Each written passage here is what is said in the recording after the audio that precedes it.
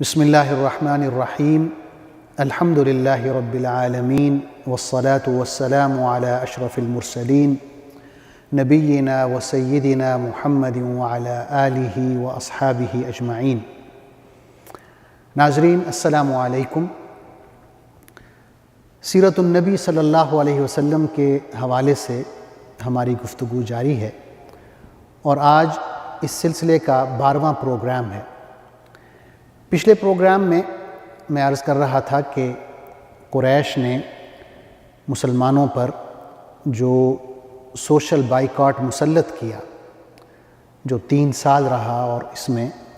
حضور اکرم صلی اللہ علیہ وسلم اور صحابہ کرام نے بہت مشکل وقت دیکھا، اور اس بائیکاٹ میں آپ صلی اللہ علیہ وسلم کے ساتھ نہ صرف یہ کہ مسلمان تھے بلکہ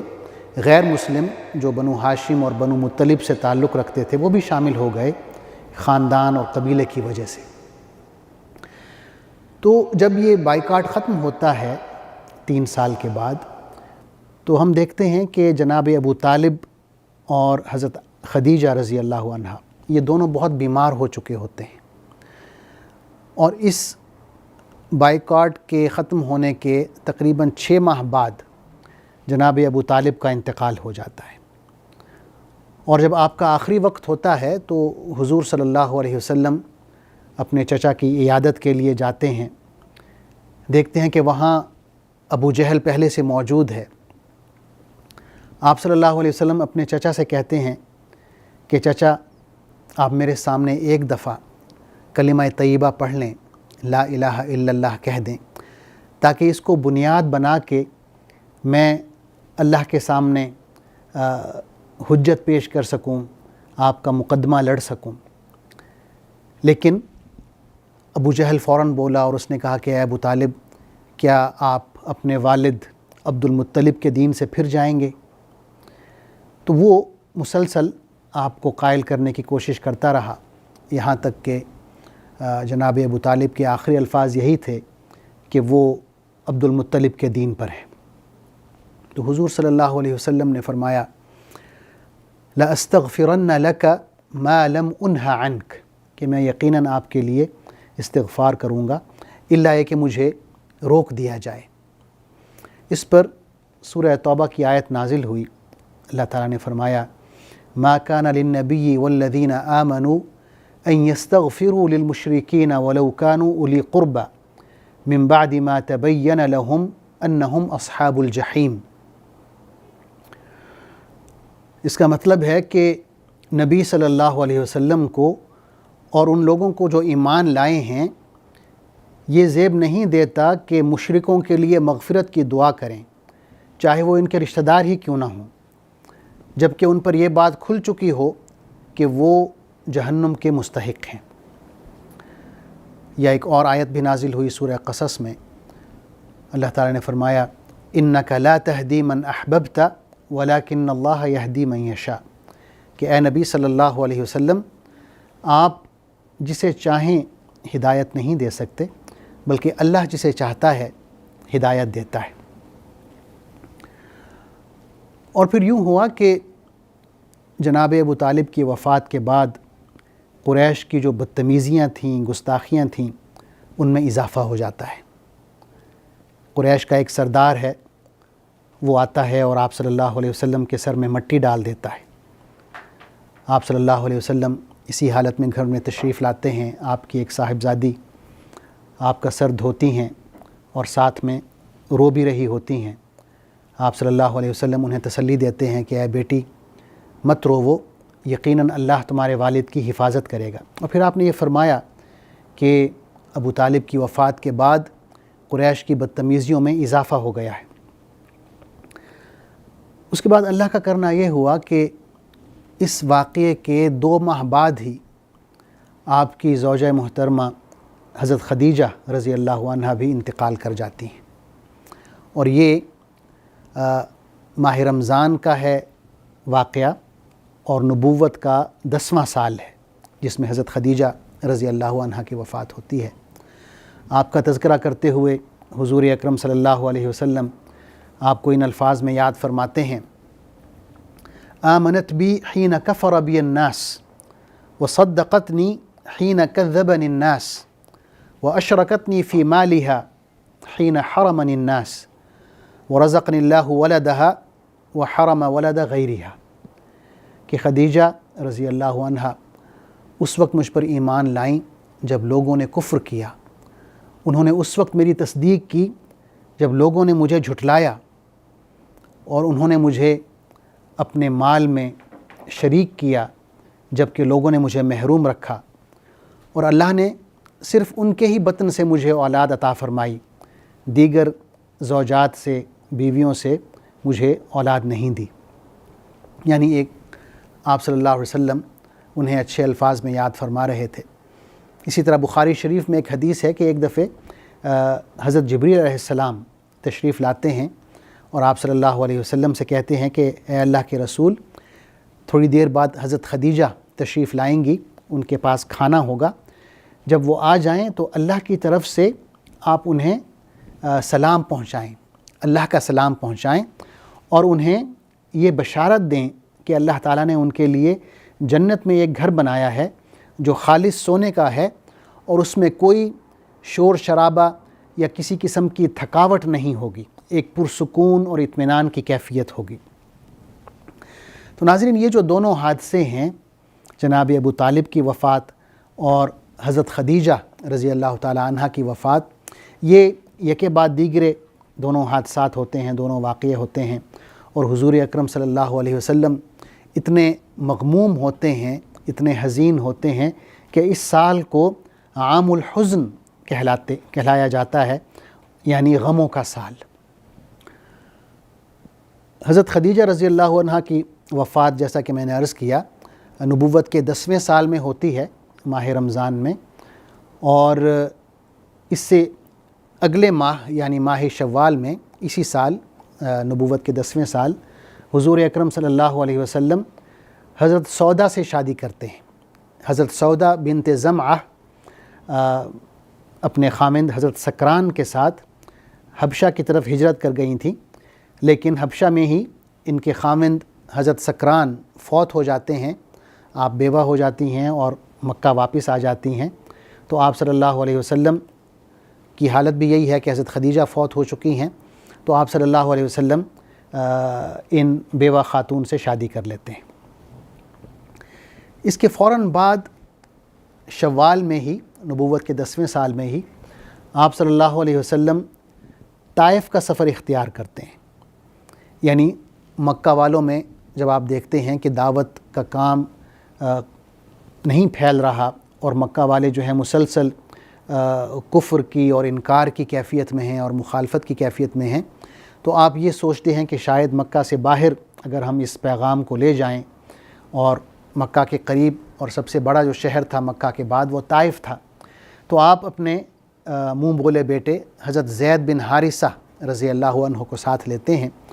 اور پیدل ہی طائف روانہ ہو جاتے ہیں۔ طائف مکہ سے تقریباً 60 میل یا 90 کلومیٹر دور ہے، تو آپ وہاں تشریف لے جاتے ہیں، اور اس وقت طائف پر 3 بھائیوں کی حکومت ہوتی ہے۔ 3 بھائی ہیں، ایک کا نام ہے مسعود، ایک کا نام ہے حبیب، اور ایک ہے عبد یا لیل۔ یہ تینوں طائف کے سردار ہیں۔ آپ ان سے ملتے ہیں، اسلام کی بات کرتے ہیں، اسلام کی دعوت دیتے ہیں، لیکن ان تینوں کا جواب جو ہے بہت بدتمیزی پر مبنی ہوتا ہے۔ پہلا کہتا ہے کہ اگر اللہ نے واقعی آپ کو نبی بنا کر بھیجا ہے تو میں کعبے کے پردے پھاڑ دوں گا۔ دوسرا کہتا ہے کہ کیا اللہ کو اور کوئی بندہ نہیں ملا تھا آپ کے علاوہ کہ اسے نبی بناتا؟ تیسرے نے کہا کہ بھئی میں تو آپ سے بات ہی نہیں کروں گا، اگر آپ واقعی اللہ کے نبی ہیں تو آپ بہت اہم شخصیت ہیں، آپ سے بات نہیں ہو سکتی، اور اگر آپ جھوٹے ہیں، نعوذ باللہ اللہ پر جھوٹ باندھ رہے ہیں، تو پھر آپ اس قابل نہیں ہیں کہ میں آپ سے بات کروں۔ تو اس طرح کہہ کے انہوں نے آپ صلی اللہ علیہ وسلم کی دعوت کو ٹھکرا دیا۔ آپ صلی اللہ علیہ وسلم 10 دن طائف میں رہتے ہیں، طائف کی جو اہم شخصیات ہیں ان سب سے ملتے ہیں، ملاقات کرتے ہیں، اسلام کی دعوت دیتے ہیں، لیکن جواب میں نہ صرف یہ کہ سب انکار کرتے ہیں، بلکہ آپ کو یہی کہتے ہیں کہ آپ فوراً ہمارے شہر سے نکل جائیں۔ اور جب آپ واپسی اختیار کرتے ہیں طائف سے، تو طائف کے جو سردار ہیں اپنے غلاموں کو اور دیگر جو اوباش قسم کے لوگ ہیں انہیں آپ کے پیچھے لگا دیتے ہیں، وہ آپ کو گالیاں دیتے ہیں، مذاق اڑاتے ہیں، آوازیں کستے ہیں اور پتھر مارتے ہیں۔ جناب زید بن حارثہ رضی اللہ عنہ کوشش کرتے ہیں کہ آپ صلی اللہ علیہ وسلم کو بچائیں، خود آگے آ جاتے پتھر کھانے کے لیے، لیکن اس کے باوجود آپ صلی اللہ علیہ وسلم کو اتنے پتھر لگتے ہیں کہ آپ کے جوتے خون سے بھر جاتے ہیں، یہاں تک کہ طائف سے 2-3 میل تک آپ باہر آ جاتے ہیں۔ حضرت عائشہ رضی اللہ عنہا یہ واقعہ بیان کرتی ہیں، صحیح بخاری میں ہے۔ حضرت عائشہ فرماتی ہیں کہ ایک دفعہ میں نے آپ صلی اللہ علیہ وسلم سے پوچھا کہ اللہ کے رسول، احد کا دن آپ پر بہت سخت گزرا، کیا کوئی ایسا دن بھی تھا جو احد سے بھی زیادہ سخت ہو آپ پر؟ تو آپ نے فرمایا کہ طائف کا دن احد سے بھی زیادہ سخت تھا۔ جب ان لوگوں نے مجھے وہاں سے نکالا، پتھر مارے، تو میں طائف سے نکلا اور دور تک چلتا گیا، یہاں تک کہ میں قرن المنازل پہنچ گیا۔ قرن المنازل وہ جگہ ہے جہاں آپ صلی اللہ علیہ وسلم نے اس جگہ کو بطور میقات کے متعین فرمایا ہے، یعنی اس جگہ کو آپ کراس نہیں کر سکتے بغیر احرام کے۔ اگر آپ حج یا عمرے کی نیت سے جا رہے ہیں اور مشرق کی طرف سے آ رہے ہیں، جیسے پاکستان سے یا نجد سے لوگ جاتے ہیں، تو طائف میں یہ مقام ہے۔ قرن الثعالب اس کا پرانا نام ہے، موجودہ نام اس کا ہے قرن المنازل، تو وہاں پر میقات ہے، وہاں پر آپ کو احرام باندھنا ہے اور احرام کے کپڑوں میں آپ کو پھر مکہ میں جانا ہے اگر آپ کی نیت عمرہ کرنے کی ہے یا حج کرنے کی ہے۔ تو آپ فرماتے ہیں جب میں قرن المنازل پہنچا تو میں نے اپنے اوپر ایک بادل دیکھا، سر اٹھا کے دیکھا تو اس میں جبریل علیہ السلام تھے۔ انہوں نے کہا کہ اے محمد صلی اللہ علیہ وسلم، یہ میرے ساتھ پہاڑوں کے فرشتے آئے ہیں اور یہ اللہ کی طرف سے آئے ہیں، آپ سے ملنا چاہ رہے ہیں۔ تو اتنی دیر میں پہاڑوں کا جو فرشتہ ہے وہ نیچے آیا، اس نے مجھے سلام کیا اور کہا کہ اے محمد صلی اللہ علیہ وسلم، آپ مجھے حکم دیں، اگر آپ چاہیں تو میں ان لوگوں کو جنہوں نے آپ کے ساتھ یہ سلوک کیا ہے، اور اللہ یہ سلوک دیکھ رہا تھا، اس نے مجھے بھیجا ہے، اگر آپ چاہیں تو میں ان لوگوں کو 2 پہاڑوں کے درمیان کچل دوں۔ تو آپ نے فرمایا کہ نہیں، ایسا نہیں کرنا، مجھے اللہ سے امید ہے کہ ہو سکتا ہے کہ انہی کی نسلوں میں سے لوگ آئیں جو اللہ کی توحید پر یقین رکھتے ہوں، جو شرک نہ کرتے ہوں۔ اور ایسا ہی ہوا، فتح مکہ کے بعد طائف کے لوگ بھی مسلمان ہو گئے۔ طائف سے نکل کے آپ صلی اللہ علیہ وسلم نے ایک بہت ہی خوبصورت دعا فرمائی ہے، اس کے الفاظ بھی بہت خوبصورت ہیں۔ آپ نے کہا اللہم الیک اشکو ضعف قوتی وقلت حیلتی وہوانی علی الناس یا ارحم الراحمین، کہ اے اللہ، میں اپنی کمزوری، اپنی کم طاقت، بے مائگی اور یہ جو لوگ میری بے عزتی کر رہے ہیں، اس کا صرف اور صرف تجھی سے شکوہ کرتا ہوں۔ تو ارحم الراحمین ہے، اگر تو مجھ پر ناراض نہیں ہے تو مجھے ساری دنیا میں کسی کی کوئی پرواہ نہیں ہے، جو میرے ساتھ جو بھی سلوک کرتا ہے کرے، جس طرح کی بدزبانی کرتا ہے کرے، مجھے صرف تیری رضا چاہیے۔ اگر تیرا غضب مجھ پر نازل نہیں ہوگا تو مجھے کوئی پرواہ نہیں ہے، یہ لوگ میرے ساتھ جو بھی سلوک کرتے ہیں۔ ایک طویل دعا ہے اور اس میں حضور اکرم صلی اللہ علیہ وسلم نہایت عاجزی سے اور تواضع سے اللہ کے سامنے گڑ گڑا کے یہ دعا کر رہے ہیں کہ اے اللہ، مجھے تیری مدد کی ضرورت ہے۔ اور پھر آپ اپنا سفر جاری رکھتے ہیں، یہاں تک کہ مکہ اور طائف کے درمیان ایک جگہ ہے وادی نخلہ، وہاں پر آپ قیام کرتے ہیں اور غالباً فجر کی نماز آپ پڑھ رہے ہوتے ہیں کہ وہاں جنوں کے ایک گروہ کا گزر ہوتا ہے اور وہ وہاں پہ رک جاتے ہیں اور ایک دوسرے کو خاموش کرتے ہیں کہ یہ ایک بہت ہی برکت والا کلام ہے، اس کو سنو، اور سارے مل کر وہ کلام سنتے ہیں اور پھر آپ صلی اللہ علیہ وسلم کی خدمت میں حاضر ہوتے ہیں اور اسلام قبول کرتے ہیں۔ اللہ تعالیٰ یہ واقعہ سورہ احقاف میں بیان فرماتے ہیں، ارشاد باری تعالیٰ ہے وَإِذْ صَرَفْنَا إِلَيْكَ نَفَرًا مِّنَ الْجِنِّ يَسْتَمِعُونَ الْقُرْآنَ فلما حضروه قالوا انصتوا فلما قضي ولوا الى قومهم منذرين قالوا يا قومنا انا سمعنا كتابا انزل من بعد موسى مصدقا لما بين يديه يهدي الى الحق والى طريق مستقيم يا قومنا اجيبوا داعي الله وآمنوا به يغفر لكم من ذنوبكم ويجركم من عذاب علیم، کہ وہ واقعہ بھی قابل ذکر ہے جب ہم نے جنوں کے ایک گروہ کو تمہاری طرف بھیجا تاکہ وہ قرآن سنیں۔ جب وہ اس مقام پر پہنچے جہاں آپ قرآن مجید پڑھ رہے تھے تو انہوں نے آپس میں کہا کہ خاموش ہو جاؤ۔ پھر جب وہ سن چکے اور ایک دوسرے کو خبردار کرنے کے لیے اپنی قوم کی طرف پلٹے، انہوں نے جا کر کہا کہ اے ہماری قوم کے لوگوں، ہم نے ایک ایسی کتاب سنی ہے جو موسیٰ علیہ السلام کے بعد نازل کی گئی ہے،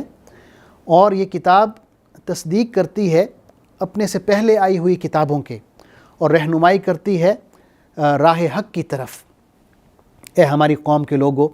اللہ کی طرف بلانے والے کی دعوت کو قبول کرو اور اس پر ایمان لے آؤ، اللہ تمہارے گناہوں سے درگزر فرمائے گا اور تمہیں دردناک عذاب سے بچا لے گا۔ یعنی اللہ تعالیٰ نے یہ جو واقعہ ہوا کہ جنات کا یہ گروہ آتا ہے اور پھر قرآن مجید کو غور سے سنتا ہے اور پھر اسلام قبول کرنے کے بعد اپنی قوم کی طرف واپس جاتا ہے اور ان میں تبلیغ کرتا ہے، یہ واقعہ اللہ تعالیٰ نے نہایت خوبصورتی سے سورہ احقاف میں بیان فرمایا ہے، اور اس کا تفصیلی ذکر جو ہے وہ سورہ جن میں بھی ہے۔ اسی واقعے کا دوبارہ ذکر ہو رہا ہے سورہ جن میں، وہاں پر اگر آپ پڑھیں تو تفصیلی اس کا آپ کو ذکر ملے گا۔ اس کے بعد جب آپ صلی اللہ علیہ وسلم مکہ کے قریب پہنچے تو یہ فکر لاحق ہوئی کہ ہم مکہ میں داخل کیسے ہوں، کیونکہ مکہ والے تو جان کے دشمن تھے، اور اس میں اب یہ بھی تھا کہ جب تک آپ کو کسی بہت ہی طاقتور قبیلے کی یا خاندان کی حمایت حاصل نہ ہو، آپ کو کوئی بھی قتل کر سکتا تھا۔ تو لہٰذا آپ صلی اللہ علیہ وسلم نے حضرت زید بن حارثہ کو بھیجا کہ آپ جائیں اور مکہ کے کسی سردار سے یہ معاہدہ لیں کہ وہ ہماری حمایت کرے گا۔ تو وہ پہلے ایک سردار کے پاس جاتا ہے جس کا نام اخنس بن شریق ہے، اور یہ انکار کر دیتا ہے۔ پھر دوسرے سردار کے پاس جاتے ہیں جن کا نام سہیل بن عمرو ہے، وہ بھی انکار کر دیتا ہے۔ پھر تیسرے سردار کے پاس جاتے ہیں جن کا نام مطعم بن عدی ہے، وہ حامی بھرتے ہیں اور اپنے بیٹوں کو کہتے ہیں کہ آپ سب اپنا اپنا اسلحہ باندھ لیں۔ پھر وہ پیغام بھیجتے ہیں محمد صلی اللہ علیہ وسلم کو کہ آپ مکہ میں داخل ہو جائیں، اور پھر وہ جاتا ہے خانہ کعبہ، اور جو قریش کے سردار وہاں بیٹھے ہوتے ہیں ان میں اعلان کرتا ہے کہ میں نے محمد صلی اللہ علیہ وسلم کو پناہ دے دی ہے، لہٰذا کوئی بھی ان سے تعرض نہ کرے، نہ کوئی ان سے بد کلامی کرے۔ تو ابو جہل جو ہے جا کے پوچھتا ہے کہ صرف یہ حمایت ہے یا تم اس کے دین پر بھی چل پڑے ہو؟ تو مطعم بن عدی کہتا ہے کہ نہیں، صرف حمایت ہے۔ تو ابو جہل کہتا ہے کہ آپ نے جس کی حمایت کی ہم بھی اس کی حمایت کریں گے۔ تو یہ ایک ان واقعات سے ہمیں اندازہ ہوتا ہے کہ کتنی سخت مخالفت تھی حضور اکرم صلی اللہ علیہ وسلم کی مکہ میں، اور کس قدر آپ کو اپنی جان کا خطرہ تھا۔ یعنی آپ اپنے شہر میں جہاں آپ پیدا ہوئے، جوان ہوئے، بڑے ہوئے، شادی ہوئی، آپ کے بچے ہوئے، وہیں آپ داخل ہی نہیں ہو سکتے تھے جب تک کوئی آپ کو پناہ نہ دے اور یہ وعدہ نہ کرے کہ آپ ہماری پناہ میں ہیں۔ اس واقعے کے بعد حضور اکرم صلی اللہ علیہ وسلم اکثر مطعم بن عدی کو اچھے الفاظ میں یاد کرتے آگے چل کے، بلکہ ہم یہ بھی دیکھتے ہیں کہ جب ہجرت ہو گئی اور غزوہ بدر ہو گیا تو آپ صلی اللہ علیہ وسلم نے اس وقت بھی مطعم بن عدی کو اچھے الفاظ میں یاد کیا اور فرمایا کہ اگر مطعم بن عدی زندہ ہوتا اور آ کے یہ جو قیدی ہیں بدر کے ان کی سفارش کرتا تو اس کی سفارش کی وجہ سے میں ان سب قیدیوں کو آزاد کر دیتا۔ یعنی آپ صلی اللہ علیہ وسلم اتنے احسان مند تھے اس شخص کے جب کہ وہ ابھی کفر کی حالت میں تھا۔ اس کے بعد آپ صلی اللہ علیہ وسلم نے اپنی یہی کوشش جاری رکھی کہ مکہ سے باہر تبلیغ کا سلسلہ جو ہے وہ پھیلایا جائے، تو آپ نے جو زیادہ فوکس کیا ہے وہ ان قبائل پر کیا ہے جو حج کے موقع پر آتے تھے تمام جزیرہ عرب سے، اور کوشش کرتے تھے کہ کوئی ایسا مضبوط قبیلہ آپ صلی اللہ علیہ وسلم کو اپنے ساتھ لے جائے، اپنے شہر لے جائے، اور آپ صلی اللہ علیہ وسلم کے لیے ایک موقع فراہم ہو کہ آپ دین کی دعوت کھلے عام کر سکیں، اور ایک محفوظ مقام ہو آپ کے لیے بھی اور صحابہ کرام کے لیے بھی۔ تو انشاءاللہ اگلے پروگرام میں ہم اس بات کو ڈسکس کریں گے کہ آپ صلی اللہ علیہ وسلم کن کن قبائل کے پاس گئے اور ان قبائل کا کیا رد عمل تھا آپ صلی اللہ علیہ وسلم کی تبلیغ کے حوالے سے، آپ کی دعوت کے حوالے سے۔ تب تک کے لیے اجازت دیجیے، اللہ حافظ، والسلام علیکم ورحمۃ اللہ وبرکاتہ۔ اللہم صلی علی سیدنا محمد وعلی آلہ وصحبہ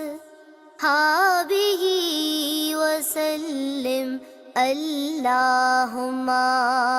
صلی علی سیدنا محمد وعلی آلہ وصحبہ وسلم۔